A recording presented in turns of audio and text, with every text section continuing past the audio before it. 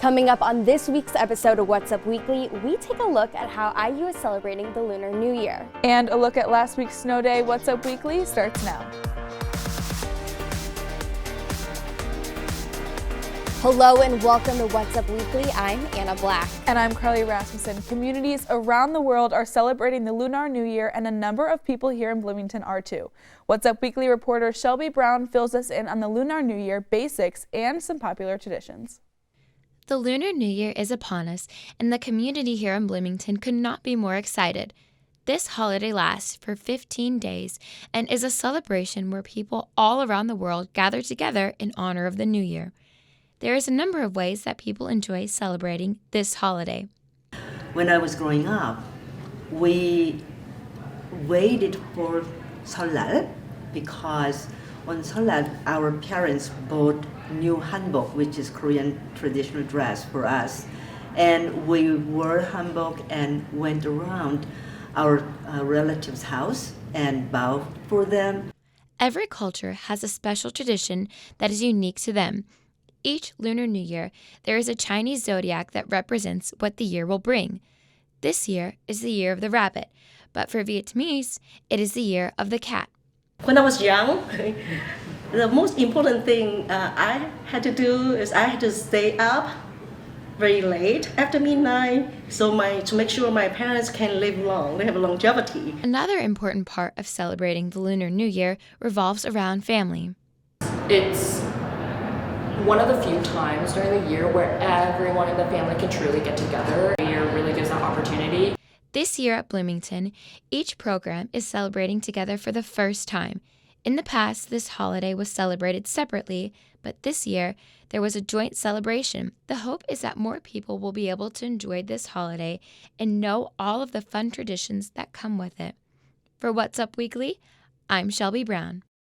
Thanks, Shelby. In Chinese culture, the year of the rabbit symbolizes longevity, peace, and prosperity, and everyone knows I could use at least a little bit of that. I know, it's that time of the year in the winter too, like, let's bring some warmth, Yes. Let's bring some peace, Please absolutely. Longevity, get this longevity of winter over, Yeah. but maybe some warm weather. Hey, Groundhog's Day. Exactly. Just before the end of January, we finally got our first big snowfall of the season right here on campus.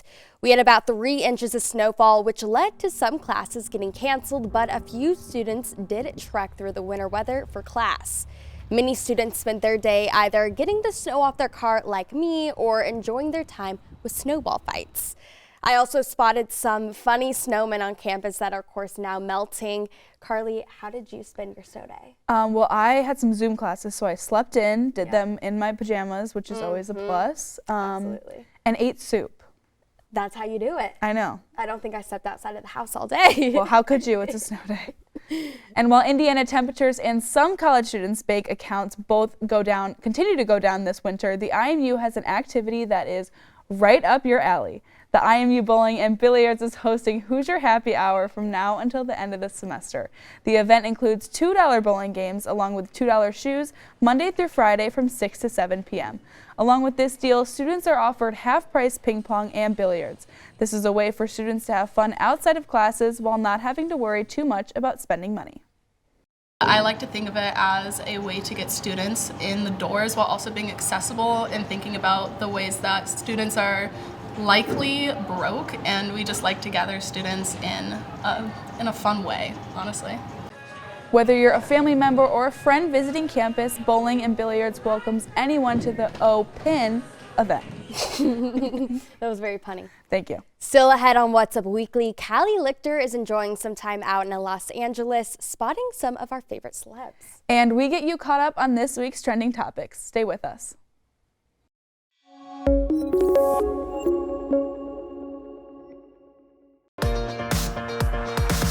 Welcome back. Before we start our trending topics segment, we thought it would be cool to be on the ground seeing entertainment history get made. That's right, our very own Cali Lichter is in LA for the semester and got to hang out with the band the Jonas Brothers. Well, kind of. Cali, what's happening out there? Thanks, Anna and Carly. Now, if there's an opportunity to see a celebrity in LA, I'm obviously going to take it. So I took my friend Colin to go see the Jonas Brothers Hollywood Walk of Fame star ceremony. And we got there a little bit early, so I decided to pass the time by seeing if he could name all 4 Jonas Brothers. There's more than 3. Nick Jonas, Joe Jonas, Luke, Kyle, Kendrick, Kevin, Frankie. Now, Colin and I saw their backs the whole entire time because we're situated directly behind them. But otherwise, it was super cool seeing them. I think it's a long time overdue. The Jonas Brothers star is right by the Live Nation building. I mean, you could also see Harry Styles' catchphrase, "Do you know who you are? Treat people with kindness." So that's really cool. I think it's a great location for the star. And I know the whole entire time that we were watching, we were standing on top of Stevie Wonder's star. So I think they're in very good company. One thing that I didn't know about star ceremonies is that it's really just a bunch of people going up and giving speeches. There's no performances. It's kind of just a lot of speeches and then people taking photos, doing interviews. Today was not our day to meet a Jonas brother, but I'm still in LA for 3 more months. So I'm holding out hope that I can at least meet one of the 4. I was a Nick Jonas girl growing up. But Anna and Carly, which Jonas brother did you love growing up? Throwing it back to you in the studio.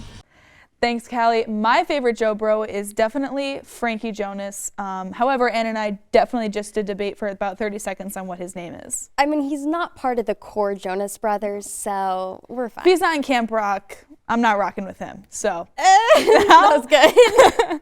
Now for this week's trending topics. It's officially award season, and some nominated films are reaching new heights or new depths. That's right, Carly. Top Gun Maverick is blasting off after grabbing Best Picture at AARP's Movies for Grown-Up Award.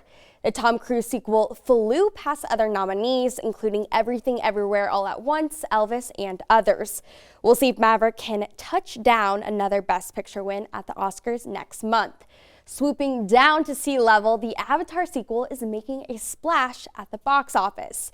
Disney's The Way of Water just became the 4th highest earning film ever, surpassing Star Wars Episode 7, The Force Awakens. James Cameron now has a run for his own money? I guess so. The Way of Water is just $40 million away from taking on its role as the 3rd highest grossing film. This would push out Cameron's other film and current 3rd place holder, Titanic. Meghan Trainor is all about that baby. The pop star and her Spy Kids actor husband are expecting their 2nd child. That's right. The pair is already parents to their firstborn son, Riley, who they welcomed in February of 2021. Trainor is already 4 months pregnant and said that she has been hiding her bump from fans with hoodies, making no one look. That pun is a stretch, but it is there. She also said that this 2nd time around, she has been experiencing more symptoms than her first pregnancy. But preparing for baby number 2 is not the only thing on Trainor's plate right now. Her first book, Dear Future Mama, is set to hit the shelves on April 25th. The novel will cover everything from her experience with pregnancy to her registered dietitian and personal trainer. As a longtime fan, I will definitely be buying her book. Me too. Recently, a con artist gained worldwide attention following a Netflix adaptation. Now, the woman who inspired the series is creating her own. That's right. Last year, Netflix dropped Inventing Anna, a mini-series about con artist Anna Sorkin, or to viewers, Anna Delvey.